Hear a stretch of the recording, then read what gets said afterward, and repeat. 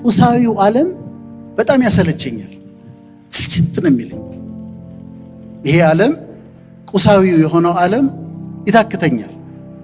በጣም ብዙ ሀገሮች ሄጃለሁ፣ አውሮፓም፣ አሜሪካም፣ ካናዳም እና ይሄ ንጉሥ ሰለሞን ካለው ነገር ጋር እስማማለሁ። ከምድር በታች ምንም አዲስ ነገር የለም ካለው ሐሳብ ጋር ይስማማኛል።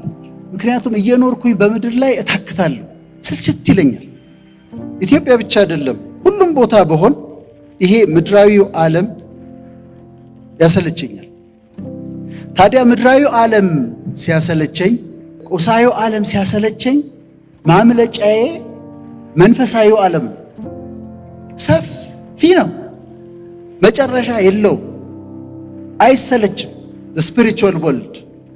ስለዚህ ይሄኛው ሲያሰለቸኝ፣ መሿለኪያ ሲያደክመኝ፣ ያኛውን መንፈሳዊውን ዓለም ወደሱ ይሄዳል፣ ወደሱ ጠጋል። ድሮ መንፈሳዊነት ኋላ ቀርነት ነው ተብሎ ይታሰብ ነበር። ዛሬ ግን ስልጣኔ፣ ትልቁ ስልጣኔ መንፈሳዊነት እየሆነ መጥቷል። የስልጣኔ ቁጮ ነው ተብሎ የምታስቡት ሆሊውድ የዛሬ 10 ዓመት 15 ዓመት አካባቢ በጣም ፋሲኔትድ የሚሆኑት በሳይኮሎጂ ነበር። ሳይኮሎጂ፣ ፊሎሶፊ፣ ሳይኮሎጂ ነበር። አሁን ግን እሱ ተቀይሮ በጣም ፋሲኔትድ የሚሆኑት የሚፈልጉትና የሚያስደንቃቸው ነገር መንፈሳዊው ነው። አስተማሪዎቻቸው መንፈሳዊ መምህራን እነ ዲፓክ ቾፕራ የሚባሉ መንፈሳዊ መምህራንን ነው የሚከተሉት። የሚያነቧቸው መጽሐፍቶች በዓለም ዙሪያ ከፍተኛ ተቀባይነትን የሚያገኙት መንፈሳዊ ነክ የሆኑት ናቸው። the power of now, the new earth, the secret, spiritual touch ያላቸው ናቸው የሚነበቡት። በዓለም ዙሪያ መንፈሳዊ የሆኑ ናቸው። መንፈሳዊውን ዓለም ስለምወደው ታዲያ መንፈሳዊነትን የሚያስተምሩ ሃይማኖቶችን ማጥናት እወዳለሁ። ሃይማኖቶችን ማጥናት ደስ ይለኛል። አንድም ትምህርቴም ስለሆነ ፕሮፌሽኔ ስለሆነ አንዱ ፕሮፌሽኔ ስለሆነ አጠናለሁ። እኔ መሰረቴ ሕክምና ነው፣ ዶክተርናዬ ሕክምና ነው። እዚህ ጥቁር አንበሳ ነው የተማርኩት። ከዛ በኋላ ከወጣው በኋላ ግን በሕክምናው ብቻ ጥያቄዎችን መመለስ እንደማልችል ሲገባኝ ወደ ሳይኮሎጂ ሄድኩኝ 6 ኪሎ። ከዛ እሱም እንደማይበቃ ሲገባኝ ታጠፍኩና ወደ ቴዎሎጂ ደግሞ ሄድኩኝ፣ ወደ ስነ መለኮት። ሕክምናው ደግሞ የግድ አንድ ስቴፕ ማለፍ ስላለበት አንድ ስቴፕ ደግሞ በትሮፒካል ሜዲሲን ሄድኩኝ እና አንዱ ፊልዴም ነው ማለት ነው። አንዳንድ መድረክ ላይ የግድ ሆኖ ራሴን ሳስተዋውቅ ስለ ትምህርት አወራለሁ። ይሄን ተምሬ እላለሁ። ከዛ በኮንሰልተንሲ እሰራለሁ፣ ፐብሊክ ሄልዝ ስፔሻሊስት ነኝ ምናምን ስል አንድ ማስጠንቀቂያ ያለችኝ ሁል ጊዜ ለእናንተም ትጠቅማችሁ ይሆናል። እሷ ስትመጣ ስለ ራሴ ማውራት አቆማለሁ። ምን መሰላችሁ ማስጠንቀቂያዋ? ኮሎኔል መንግስቱ ኃይለማርያም አንድ ጊዜ አማኑኤል ሆስፒታል ሄደዋል እና ሄዱና ራሳቸውን ማስተዋወቅ ጀመሩ። እኔ ኮሎኔል መንግስቱ ኃይለማርያም እባላለሁ፣ የኢትዮጵያ ፌዴራላዊ ዲሞክራቲክ ሪፐብሊክ ፕሬዝደንት ነኝ፣ የኢትዮጵያ ሰራተኞች ፓርቲ ሊቀመንበር ነኝ፣ የጦር ኃይሎች ጠቅላይ አዛዥ ነኝ ብለው ሊቀጥሉ ሲሉ ከመሃል አንዱ ህመምተኛ እጁን አነሳ። እሳቸውም ማቋረጥ በፍጹም አይቻልም ታውቃላችሁ። ግን አንዱ እጁን ሲያነሳ በጣም ገርሟቸው እሺ ምንድን ነው አሉት።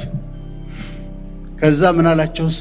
ጋሼ ተው፣ እኛም ሲጀምረን እንዲህ ነበር የምንለው።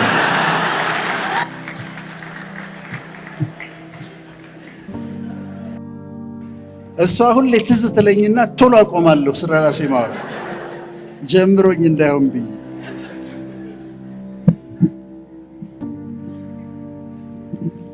ስለዚህ ሃይማኖቶችን እወዳለሁ፣ እኔ በጣም ነው የምወደው። እኛ ሀገር ያሉት ሃይማኖቶች አብርሃሚክ ሪሊጅንስ ይባላል። አብርሃሚክ ሪሊጅንስ ማለት ክርስትና፣ እስልምና፣ ጁዳይዝም፣ እነዚህ ሶስቱ አባታችን አብርሃም ነው ብለው ስለሚሉ አንድ ላይ ተሰብስበው አብርሃሚክ ሪሊጅንስ፣ በአብርሃም ስር ያሉ ሃይማኖቶች ይባላል። እነዚህ ሃይማኖቶች በመገለጥ ላይ በሬቨሌሽን ላይ የተመሰረቱ ናቸው። ለሙሴ ተገለጠለት፣ መገለጥን አገኘ። በቁጥቋጦ ሆኖ ተገለጠለት እግዚአብሔር መልአክ። ለነቢዩ መሐመድ መልአክ ተገለጠላቸው። በክርስትና ደግሞ የእግዚአብሔር ልጅ ተገለጠ እንላለን። እግዚአብሔር ልጁን ገለጠ እንላለን። አሁን በመገለጥ ላይ ሳይሆን በፍልስፍና ላይ የተመሰረቱ ግን ሃይማኖቶች አሉ። በመገለጥ ላይ ሳይሆን በፊሎሶፊ ላይ በአስተሳሰብ ላይ የተመሰረቱ ሃይማኖቶች አሉ። ኢስተርን ሪሊጅንስ ምንላቸው ሂንዱይዝም፣ ቡዲዝም፣ ኮንፊሽያኒዝም፣ ታኦይዝም የሚባሉ በመገለጥ ላይ ሳይሆን እግዚአብሔር ተገለጠልኝ በሚል ሳይሆን በአስተሳሰብና በሐሳብ ላይ የተመሰረቱ ሃይማኖቶች አሉ። ለኛ እነዚህ አብርሃሚክ ሪሊጅኖች ይበቁናል። ከነዛ ተጨማሪ አያስፈልጉንም፣ ግን እንዲሁ ለጨዋታውን የማነሳቸው።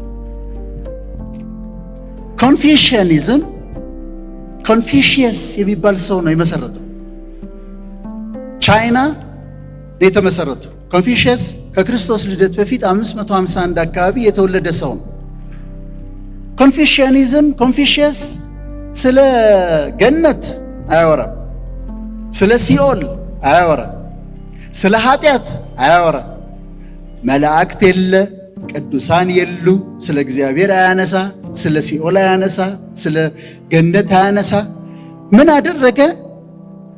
ኑሮ በምድር ላይ ነው ብሎ አስተማራቸው። እዚችው ነው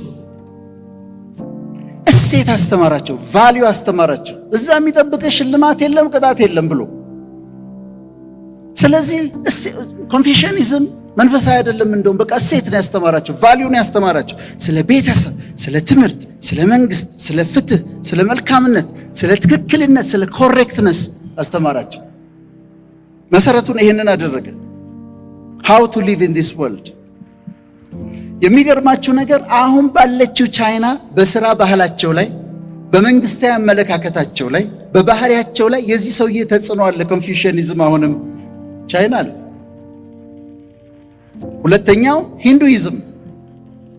ሂንዱይዝም መስራች የለውም፣ ጳጳስ የለውም፣ ሲኖዶስ የለውም፣ አንድ ወጥ ቴዎሎጂ የለውም።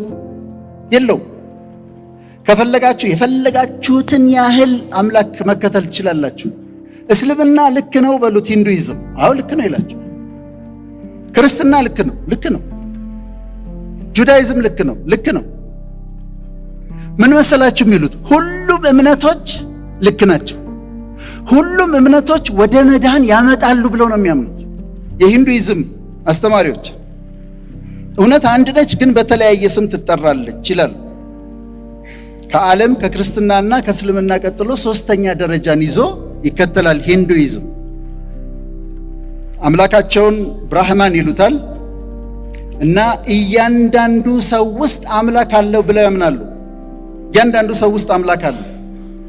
እያንዳንዱ ሰው ውስጥ አምላክ ስላለ ሰላም ሲባባሉ ናመስቴ የሚሉት እንደዚህ ብለው እጅ የሚነሱት በእኔ ውስጥ ያለው አምላክ በአንተ ውስጥ ላለው ያንተ ውስጥ ያለውን አምላክ ያከብራል ማለታቸው ነው። ወይም እኔ አንተን እጅ ነሳለሁ፣ እኔ ውስጥ ያለው አምላክ በአንተ ውስጥ ያለውን አምላክ ያከብራል ማለታቸው ነው። ናመስቴ ማለት እሱ ነው። እንደች የሚሏት እሷን ነው። እና ዌይ ኦፍ ላይፍ ዳርማ ነው የሚሉት። አንድ ጊዜ ዶክተር ሳ የሚባል አስተማሪ ነበረኝ ሳይኮሎጂ አዲስ አበባ ዩኒቨርሲቲ። እና ቤታችን ብትመጣ አለኝ ቤተሰቦቼ በጣም በአክብሮት ነው የሚያስተናግደው አለኝ። ለምን አልኩት፣ አምላክ ቢሆንስ ብሎ ነው የሚያስቡታል። እውነት ነው የምላቸው። አንድ ሰው አዲስ ሰው ሲያገኙ ያከብራሉ። ለምን? ምናልባት አምላክ ቢሆንስ ብለው ነው። ሂንዱይዝም በሪኢንካርኔሽን ያምናል። ነፍስ አትጠፋም።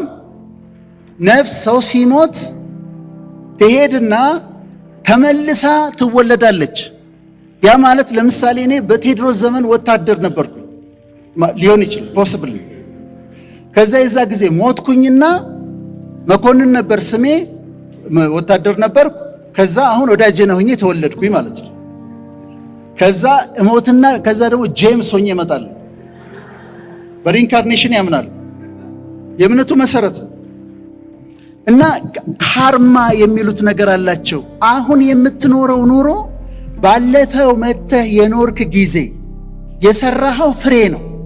የዛ ጊዜ ጥሩ አድርገህ ከሆነ አሁን መልካም ይሆንልሃል። የዛ ጊዜ አጥፍተህ ከሆነ አሁን ትቀጣለህ። ስለዚህ ላይፋቸውን ተቀብለው ጥፋት፣ ድህነት ምናምን ሲያጠቃቸው ያቺ ያለፈው የመጣው ጊዜ የሰራሁት ግፍ ነው ብለው ያስባሉ።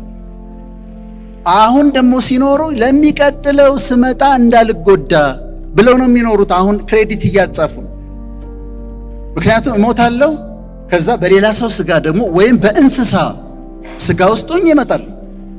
ሰውየው አይጥ ሆኖ ሊመጣ ይችላል፣ አህያ ሆኖ ሊመጣ ይችላል፣ ጅብ ሆኖ ሊመጣ ይችላል፣ ሰው ሆኖ ሊመጣ ይችላል። ያቺ ነፍስ ትሄድና በእንስሳ ውስጥ ወይም በሰው ውስጥ ሆና ተመልሳ ትመጣለች ብሎ ያምናሉ። ሲሪየስ ነው። በዓለም 3ኛ ሃይማኖት ነው እና ሪሳይክል ታደርጋለች።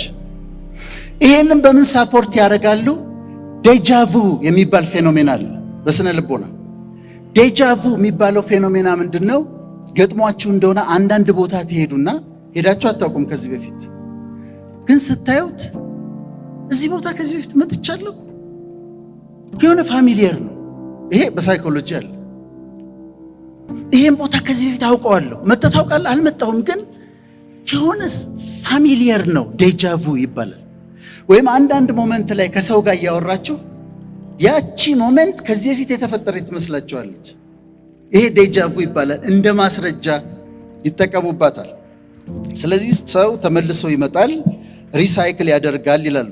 ከዛስ ሪሳይክል ያረግና ሪሳይክል አርጎ አንድ ቀን ከቦዲ ፍሪ ይሆናል ይላሉ። የመጨረሻው ግን ምንድነው?